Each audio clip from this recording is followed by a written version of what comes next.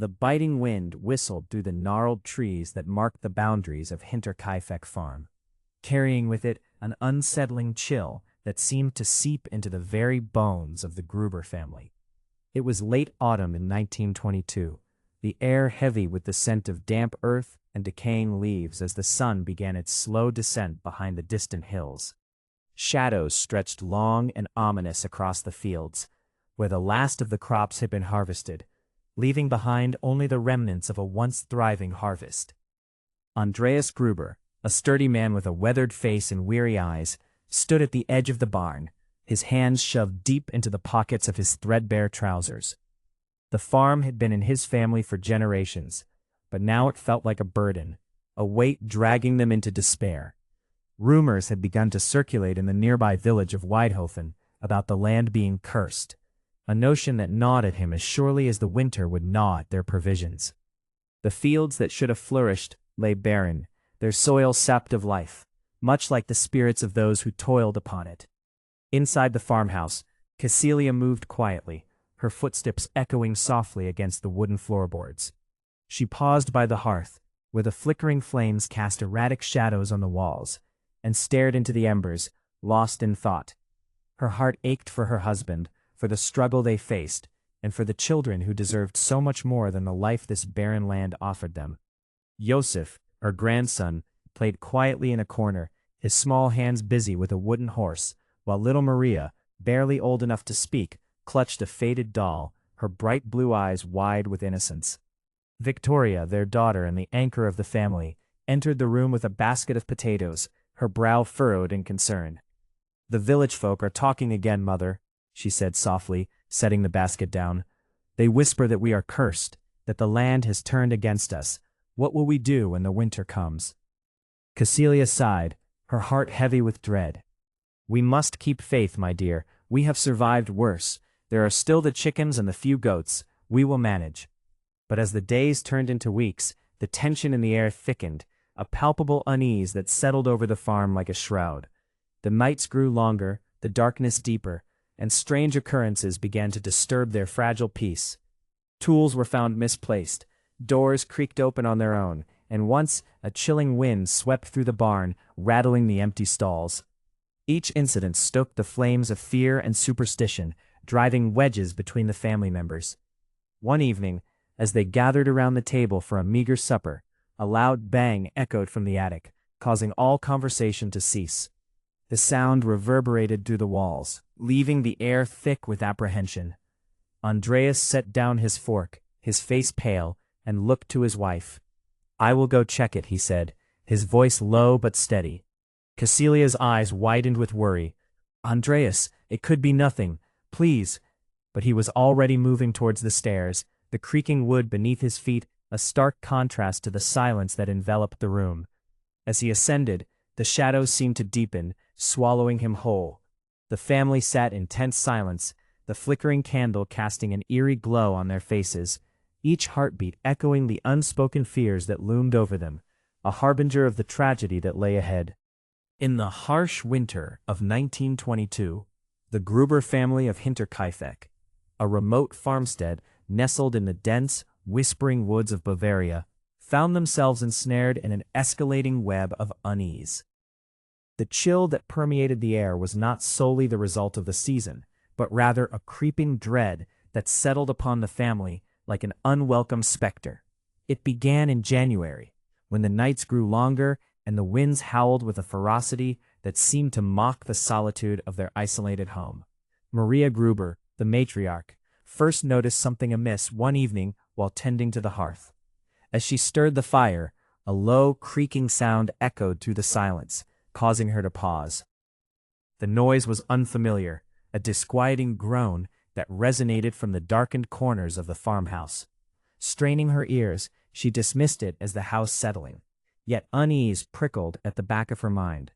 The following days brought with them a series of peculiar occurrences. Footprints appeared in the freshly fallen snow, leading up to the front door of their home, but vanishing without a trace. Each morning, Maria would awaken to find the tracks, deep impressions that suggested a heavy boot, yet the snow surrounding the farmhouse remained untouched. The family's livestock, usually calm and predictable, began exhibiting signs of distress. The cows bellowed restlessly, and the goats huddled together, their wide eyes reflecting an instinctual fear. As the days turned to weeks, the Gruber's anxiety mounted. Andreas Gruber, the patriarch, a man of stoic demeanor, found his resolve tested. He surveyed the farm with a watchful eye, convinced that someone was watching them from the shadows of the surrounding forest. The anxiety in his gut twisted into a knot, and he took to keeping a shotgun close at hand, though the weapon felt heavy and burdensome against his side.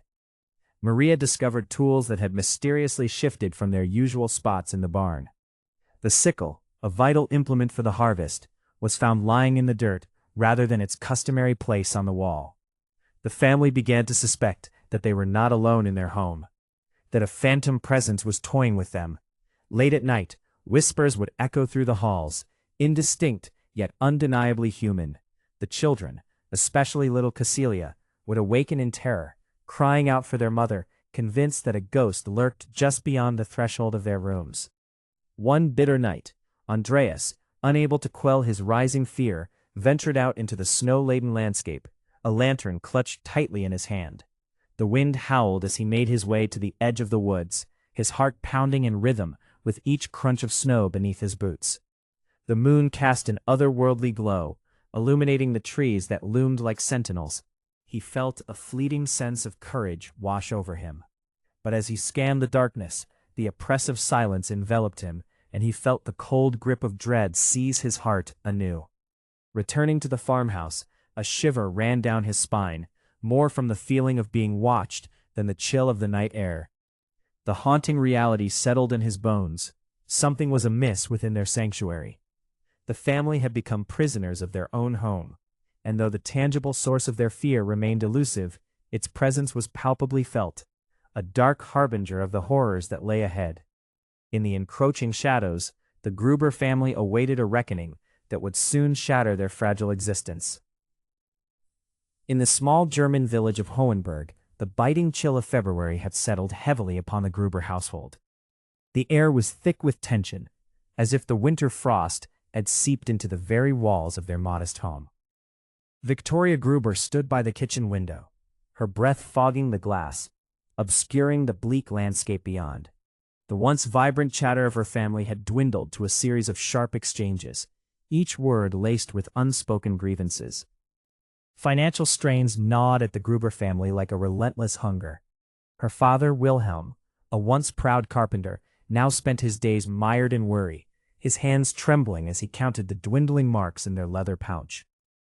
The recent economic turmoil had left many in Hohenberg scrambling for work, and the Grubers were no exception. Victoria's mother, Greta, had taken to sewing in the evenings, her needle flashing in the flickering candlelight as she crafted garments for the village's wealthier families. But even her tireless efforts brought little relief. They were merely piecemeal solutions to a deepening crisis. The evening shadows lengthened, pooling around the corners of the dimly lit room. Victoria turned away from the window, her heart heavy with a sense of isolation. The laughter that had once filled their home was now an echo of the past, replaced by the sullen exchanges that characterized their meals. Her parents, once her staunch allies, had become distant figures, their conversations punctuated by sharp words and wary silences. It was as if a chasm had opened between them, one she could not bridge. A sudden noise from the attic broke the stillness, an unsettling thump, followed by a scuffle of feet. It was a sound that had become all too familiar in recent weeks, stirring an unease that gnawed at Victoria's insides. "Did you hear that?" she asked, her voice barely above a whisper as she turned to her parents, who sat across the table, their brows furrowed in concentration over the meager meal. "Just the wind," her father replied curtly, dismissing her concern with a wave of his hand. But Greta's eyes flickered with unease, betraying her own apprehensions. The nights had grown strange in the Gruber household, filled with inexplicable creaks and rustles that seemed to echo through the very bones of the house. "Wind doesn't thump like that," Victoria pressed, a defiance simmering beneath her surface. "It's not just the wind, father. We need to talk about it. We can't ignore." "Enough." Wilhelm's voice sliced through the air like a knife, and silence fell like a shroud. The tension crackled, palpable and oppressive, as Greta's hands froze mid-stitch, her needle poised in the air. Victoria's heart raced, her breath hitching in her throat. The very atmosphere seemed to pulse with discontent, the chill of the winter night seeping into their bones, magnifying the rift that had formed between them. "Nothing will change if we don't face it," she murmured, her voice steady despite the storm raging within her. "We cannot ignore the strange sounds, the shadows.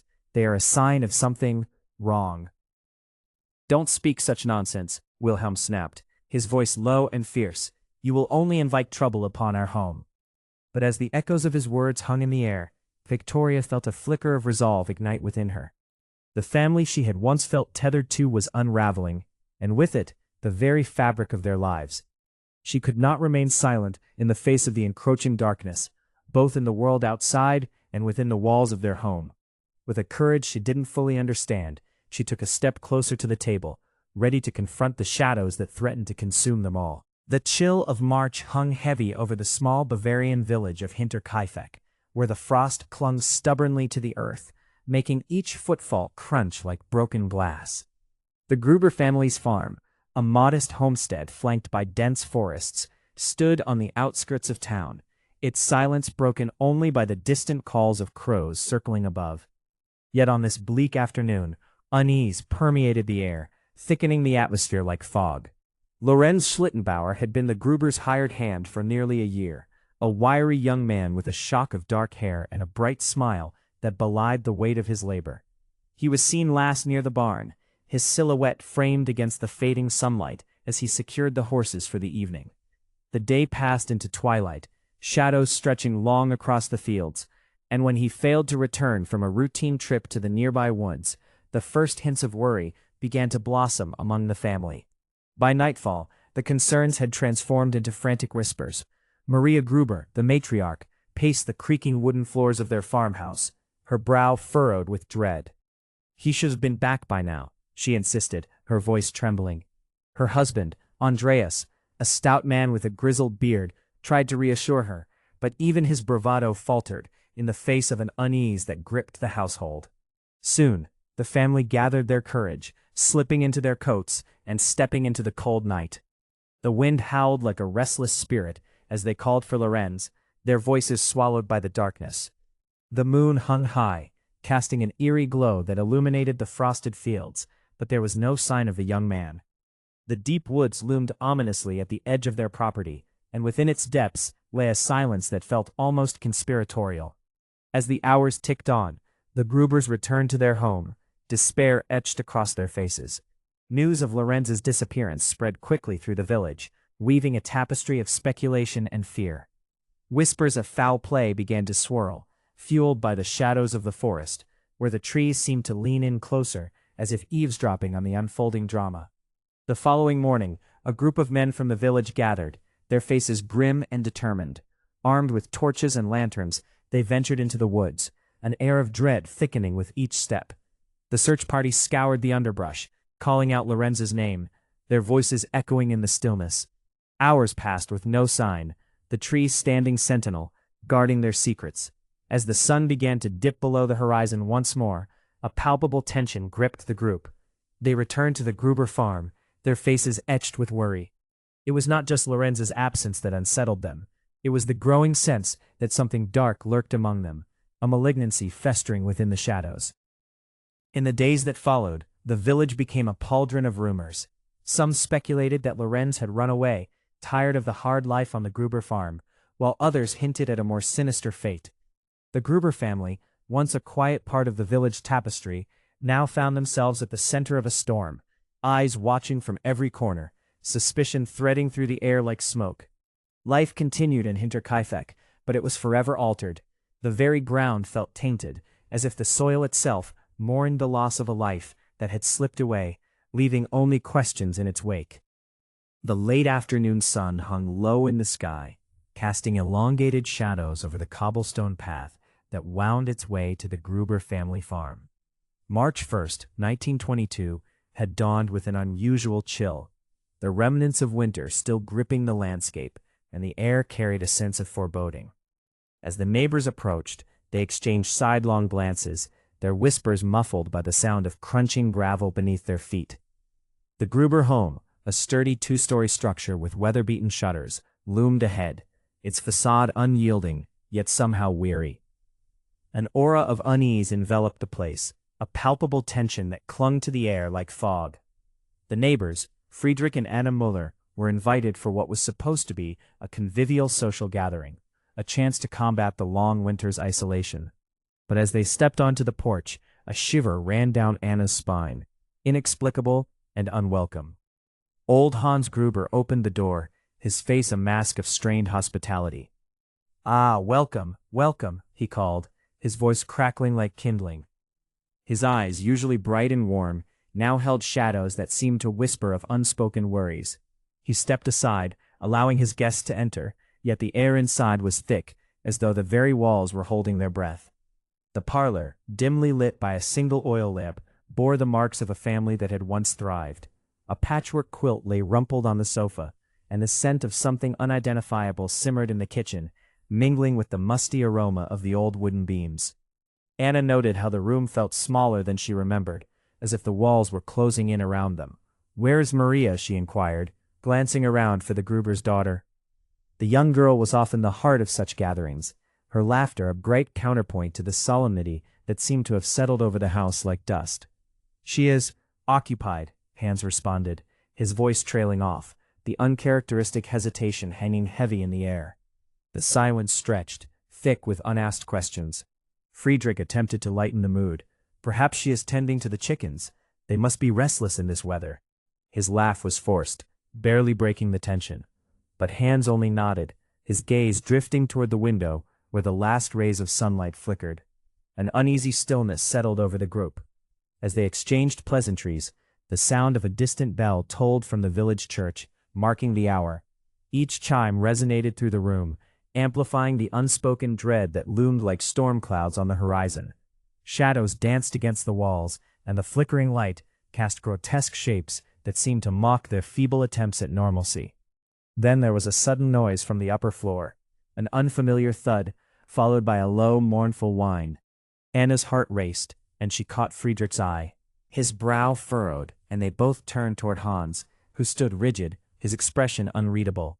"Is everything all right up there?" Anna ventured, her voice barely above a whisper.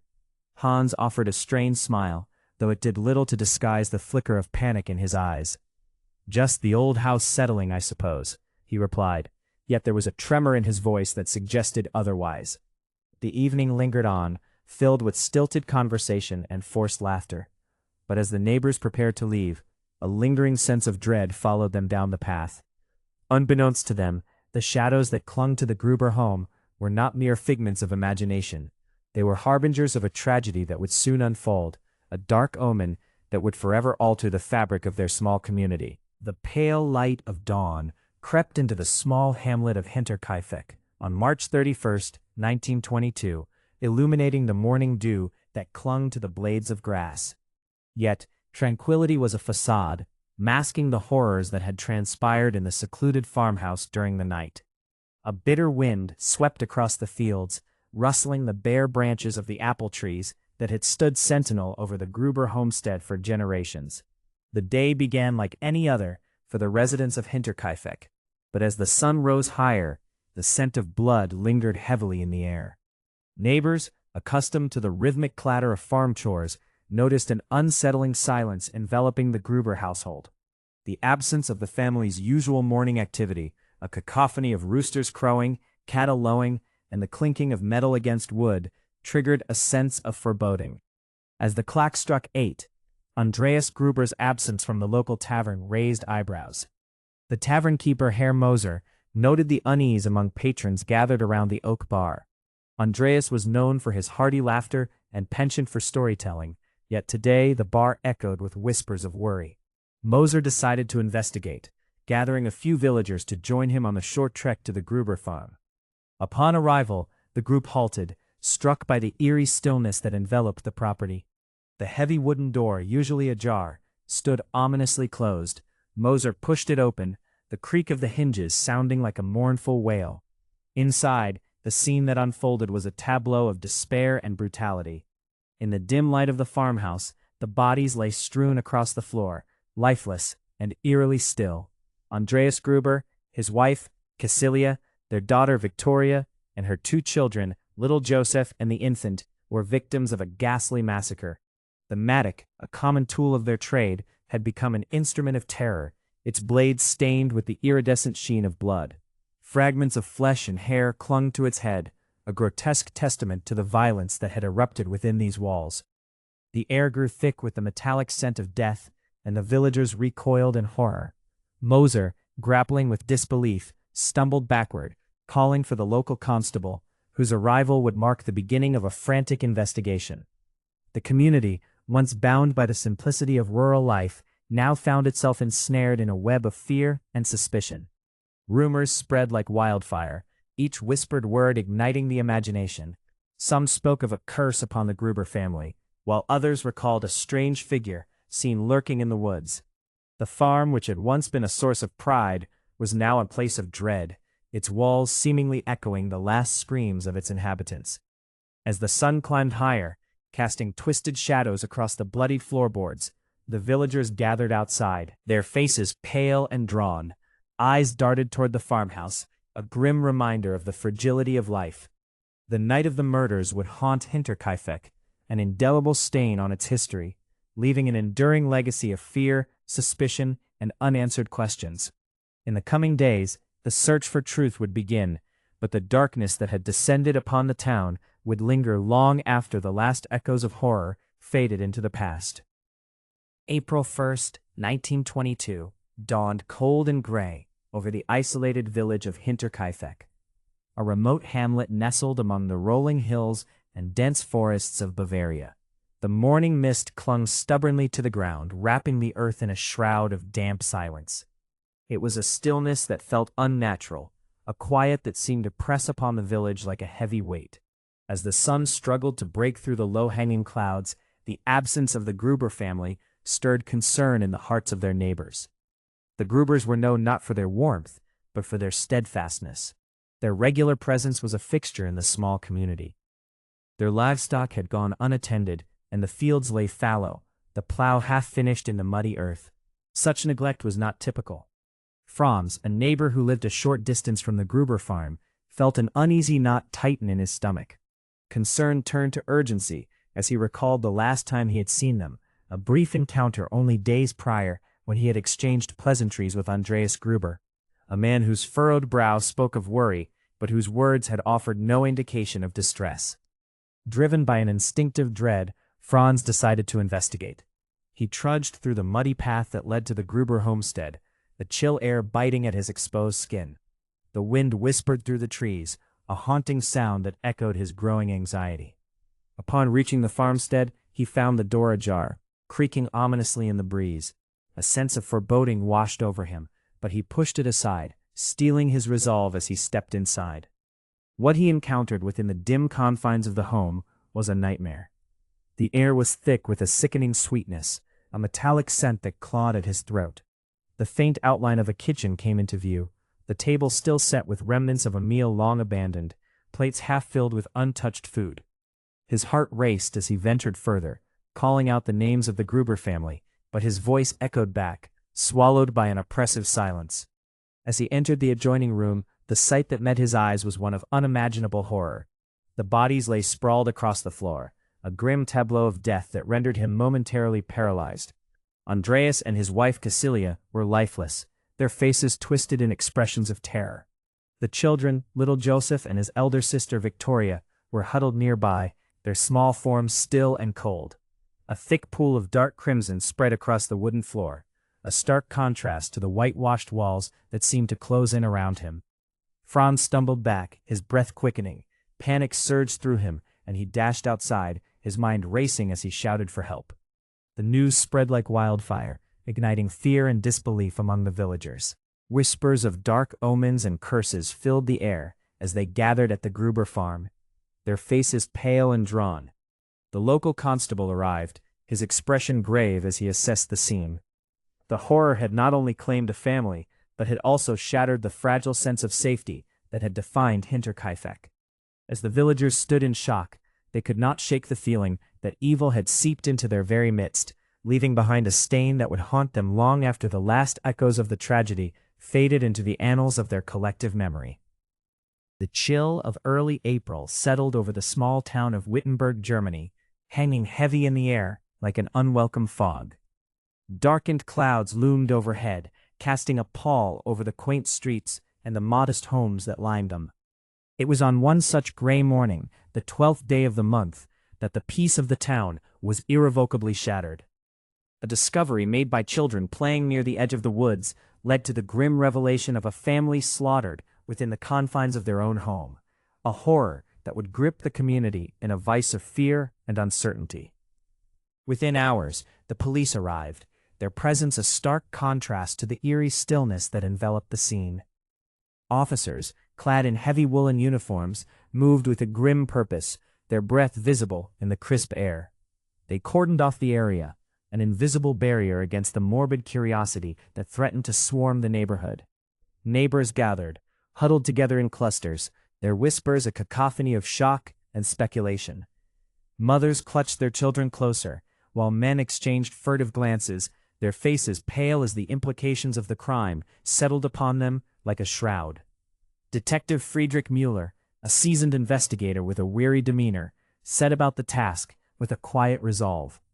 He began by interviewing those who had known the family, the Wilhelms, who had lived in their modest brick house for nearly a decade. The officers recorded statements, writing feverishly in their notebooks as they probed for any semblance of motive or insight that might lead them to the perpetrator. They learned of the family's struggles. Whispers of mounting debts and a looming foreclosure filled the air, painting a picture of desperation that lingered just beneath the surface. As the afternoon light waned, the detective's mind raced, piecing together fragments of the family's life. The Wilhelms had been well regarded in the community, known for their kindness and hospitality. But beneath the veneer of normalcy lay a more troubling reality. The family had fallen into disarray, financial troubles gnawing at their cohesion. It became evident that the patriarch, Heinrich Wilhelm, had sought solace in drink, a habit that only deepened their woes. The interviews revealed tales of bitter arguments echoing through the walls of their home, a place that had transformed from a sanctuary into a veritable battleground. Yet, even with these revelations, the investigation yielded little in the way of clear suspects. The local constabulary scoured the surrounding area, searching for any sign of a struggle beyond the confines of the Wilhelms' home, but the evidence proved elusive. A neighbor reported seeing a shadowy figure lingering near the house the night before, but when pressed for details, the description became muddled. A blend of fear and uncertainty clouding the truth. Days turned into a week, and the community remained on edge, whispers of paranoia circulating like wildfire. Children no longer played freely in the streets, and townsfolk eyed one another with suspicion. The murder of the Wilhelms had unleashed a tide of dread that swept through Wittenberg, leaving a stain that no amount of time could wash away. As the investigation pressed on, Detective Mueller found himself ensnared in a web of unanswered questions and simmering tensions. Each day brought fresh unease, yet no clear path emerged from the darkness. The heart of Wittenberg, once a bastion of tranquility, now beat with uncertainty, as the specter of the Wilhelms' demise loomed large over the town, a grim reminder of the fragility of life and the shadows that could lurk even in the most unassuming of places. The sun dipped low over the quaint village of Altenburg, casting elongated shadows along the cobblestone streets that wound like serpents through the heart of the town. It was late April 1922, and the air hung thick with the scent of damp earth, a lingering reminder of the recent rain that had washed the dust from the trees and the whispers from the lips of townsfolk. A pall of uncertainty loomed large, suffocating the usual vibrancy of life in Altenburg, as the investigation into the mysterious disappearance of Wilhelm Schreiber, the butcher, stalled under the weight of unanswered questions. In the dim light of a corner tavern, two men hunched over a table, their voices barely above a murmur. Otto, a wiry fellow with thinning hair, leaned in closer, his face creased with worry. "They say his wife, Anneliese, was seen arguing with him just days before he vanished," he whispered, glancing around as if the walls themselves had ears. A family feud, perhaps? Jealousy over his business? Or maybe something more sinister? Johann, a broad-shouldered farmer with dirt-streaked hands, shook his head, eyes darting toward the door, as if expecting an apparition. Nonsense. It was a stranger I saw lurking near the butcher's shop just before he went missing. I swear it. A man in a long coat, his face concealed by a hat. You know what they say about outsiders, he added, his voice rising with fervor. They bring trouble with them. As the rumors spread like wildfire through the tavern, they ignited a fire of paranoia that crackled in the air. The townsfolk, who once gathered for jovial banter and laughter, now exchanged furtive glances, suspicion weaving a tight web around their hearts. Children clutched their mothers' skirts, cast wary eyes toward the shadows, while men tightened their grips on their walking sticks, eyes scanning the horizon for any sign of danger. By late May, the once bustling market square lay eerily quiet. The vibrant stalls that sold fresh produce and handmade wares now stood abandoned, their owners too fearful to engage in commerce. A rumor of an outsider had swirled into whispers of an evil spirit haunting the village, seeking vengeance for past wrongs. The streets, once alive with the sounds of laughter and bartering, echoed only the rustle of wind through the leaves and the distant clanging of church bells, tolling a mournful reminder of the missing man. In the depths of the night, a group of men convened in the old barn at the edge of town, their faces illuminated by flickering lantern light. They spoke in hushed tones, discussing the growing sense of dread that had gripped Altenburg. If we do not act, warned Heinrich, a stout man with a fierce glare, we may awaken something far worse than our fears. The others nodded, their faces etched with concern, and plans were hatched to patrol the streets under the cover of darkness, to root out the supposed outsider threatening their peace. As the nights passed and the moon waxed and waned, the once innocent village of Altenburg transformed into a place of suspicion and dread. Neighbors became strangers, and kindness turned to accusations, with each person wary of the other. The community that had thrived on camaraderie now found itself ensnared in a web of fear, each shadow a potential harbinger of doom, each creak of floorboards a reminder of the unresolved mystery lurking just beyond the threshold of their lives.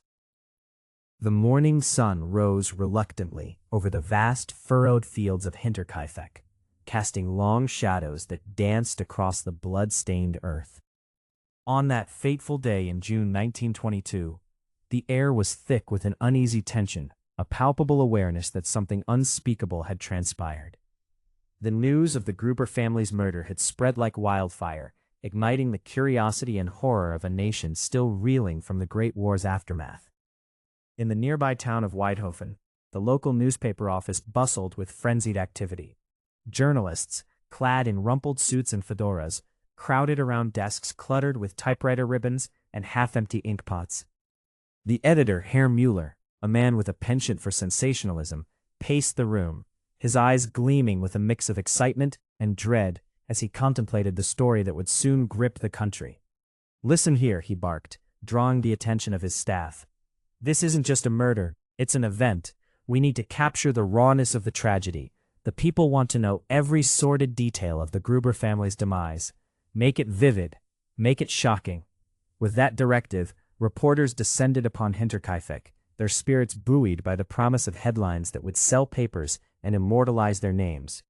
They arrived with notebooks in hand, eager to uncover the macabre secrets of the homestead where the gruesome tableau had unfolded. As they entered the Gruber farmstead, the stench of death hung in the air, mingling with the scent of freshly cut hay.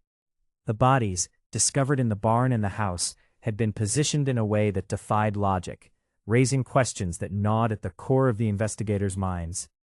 Each journalist, clutching their pens tightly, scribbled feverishly, attempting to capture the grotesque spectacle that lay before them. The story twisted and turned like the paths that wound through the surrounding woods. As the journalists crafted their narratives, the truth became obscured by layers of embellishment. In one report, the suggestion of a ghostly presence at the farm ignited public imagination, while another hinted at a family feud that had devolved into a heinous act of vengeance. Each article seemed to weave a new thread into the already tangled web of speculation. In the village tavern, patrons gathered to discuss the latest dispatches. The clinking of glasses and the low murmur of voices filled the air as tales grew taller with each retelling. The men spoke in hushed tones, their eyes darting towards the door as if expecting the shadows to materialize into specters of the slain. Women exchanged worried glances, clutching their children closer, as if the horror could somehow spill from the pages of the newspapers into their lives. Meanwhile, law enforcement found themselves ensnared in a media maelstrom. With each sensationalized headline, the pressure to solve the case intensified. The police chief, Herr Schmidt, felt the weight of the public's scrutiny bearing down on him. His brow furrowed in frustration as he addressed his officers, imploring them to sift through the chaos created by the press. "We must focus on facts, not fables. The truth is our only ally in this storm." But the more the press delved into the mystery, the more convoluted the investigation became. Each new article, with its salacious claims and wild theories, obscured the path toward justice, transforming a tragic event into a spectacle that captivated a nation, yet left the victims' souls hauntingly unresolved in the shadows of Hinterkaifeck. The wind howled across the desolate fields of Hinterkaifeck, rustling the brittle remnants of last autumn's harvest. Shadows lengthened as dusk fell, draping the weather-beaten farmhouse in ominous hues. It was a dismal evening in March 1922, yet the chill in the air was not solely the result of the fading light. The atmosphere was thick with an unshakable tension, a palpable sense of dread that had settled over the rural community since the winter had brought an end to the Gruber family. In the heart of the village, hushed whispers snaked through the tavern, winding between wooden beams and curling around the flickering candle flames. The villagers, once engaged in jovial laughter, now spoke in low tones, casting furtive glances toward the door, as if fearing that the very specters of the Gruber family might walk in. The news of the grisly murders had spread like wildfire. 4 lives extinguished in a single night, their bodies discovered in the very sanctuary where they had lived and toiled. Old Herr Gruber, the patriarch, was found sprawled in the blood-soaked hay of the barn, his eyes wide with terror. His wife, the matronly Frau Gruber, lay lifeless in her bed, her face a mask of confusion and fear.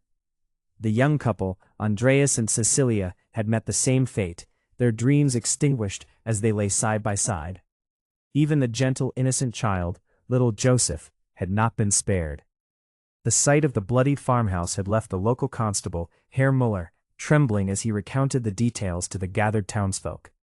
Despite the thorough investigation, no suspects emerged, and the trail grew cold faster than the encroaching night.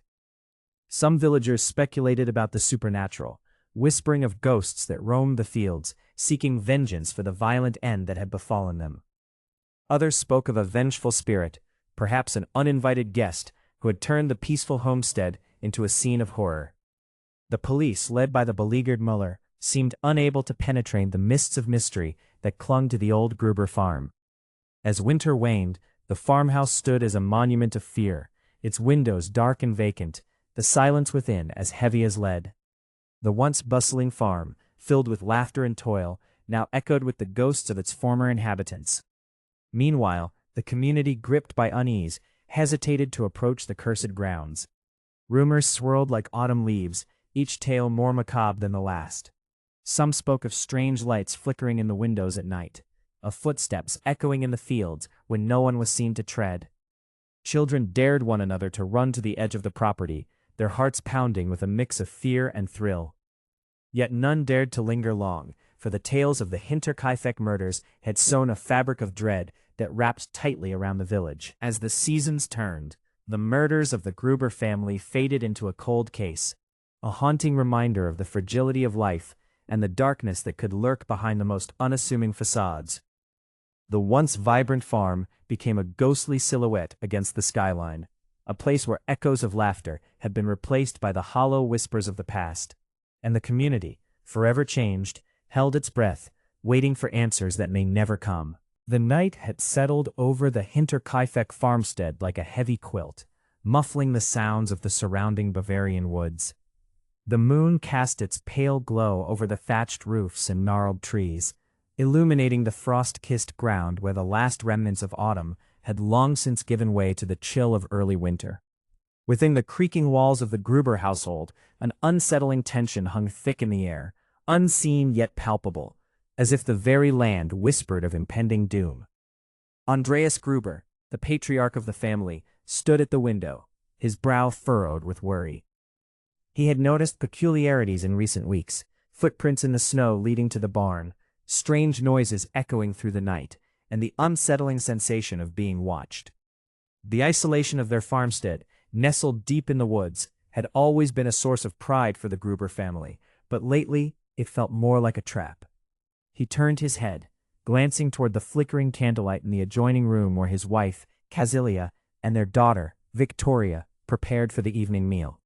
The air was thick with the scent of stewed potatoes and smoked meat, a comforting contrast to the growing dread outside.